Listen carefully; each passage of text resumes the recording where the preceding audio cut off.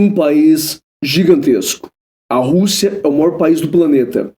Ela é tão gigantesca que ela ocupa 2 continentes, a Europa e a Ásia. A Rússia já foi invadida na Idade Média pelo Batu-Khan, neto de Gengis Khan.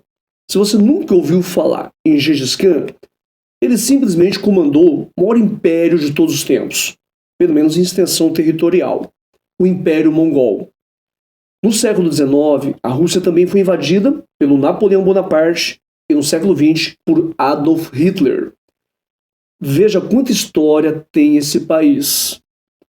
É difícil determinar o momento exato, inicial da história russa, mas há um evento que pode sim ser considerado um marco, e esse evento está relacionado à história de um príncipe viking.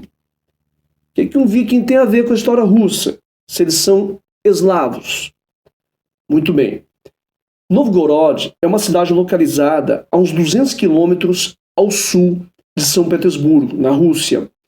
E durante a Idade Média, ela fazia parte de uma importante rota comercial, muito usada pelos vikings.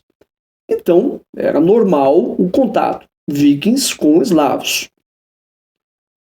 E no século IX, o caos reinava nessa cidade.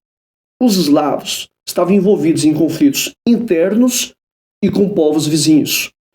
Eles decidiram então convidar o príncipe Rurik, um viking, para governar a cidade. E ele assim o fez, no ano de 862. Mas foi seu filho e sucessor, Oleg, que conseguiu expandir o território e fundar a Rus Kievana, o primeiro estado eslavo oriental. Em 1238, a temida Horda Dourada, comandada pelo Batu-Khan, filho de Joshi, que era filho mais velho de Gengis Khan, conseguiu tomar a Rus Kievana. Os príncipes russos, incapazes de resistir, optaram por conviver com o invasor. E foi assim até o século XV. Em 1480, Ivan III, príncipe moscovita, conseguiu expulsar definitivamente os mongóis de todo o território russo. Em 1812, Napoleão Bonaparte teve a infeliz ideia de invadir a Rússia. Ele e os seus soldados se consideravam imbatíveis. Imaginavam que a Rússia seria apenas mais uma nação a cair diante das forças napoleônicas. Mas o que se viu foi um exército francês aniquilado pelo inverno rigoroso e pela tática de terra arrasada. Conforme os franceses avançavam, os russos recuavam, destruindo tudo aquilo que pudesse ser útil aos franceses, incendiando plantações, moradias, contaminando fontes de água. Mesmo assim, Napoleão conseguiu tomar a capital Moscou, mas a rendição russa não veio. Os russos sabiam, sem mantimentos, e durante o inverno, ele não teria como resistir muito tempo em Moscou, e acabou desistindo. Napoleão retornou para a França com menos de 50 mil soldados, e ele havia partido com mais de 600 mil.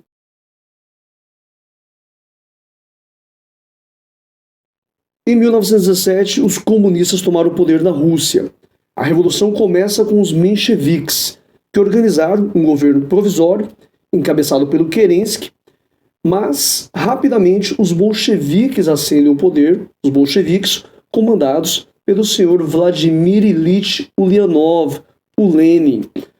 O Lenin governa mais ou menos até 1922. Ele acaba adoecendo.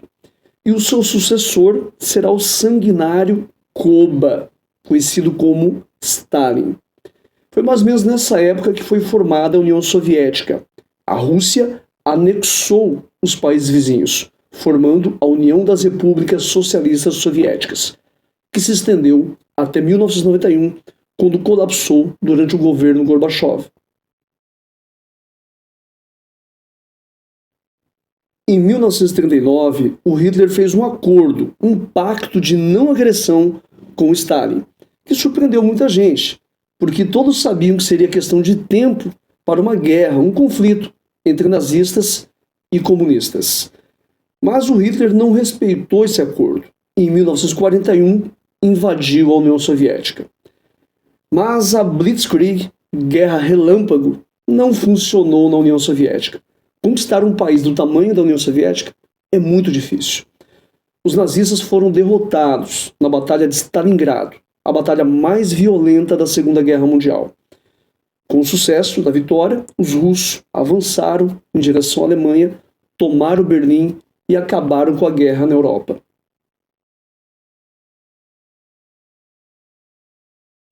Veja que a Rússia acabou com o mito da invencibilidade tanto de Napoleão Bonaparte quanto de Adolf Hitler. A derrocada desses dois estadistas começou na Rússia. Após o final da União Soviética em 1991, a Rússia passou por momentos difíceis, mas conseguiu se recuperar nos últimos anos. A economia russa vinha muito bem, a popularidade do Putin enorme. E aí ele resolveu invadir a Ucrânia. E agora resta aguardar e ver como é que essa guerra vai se desenrolar.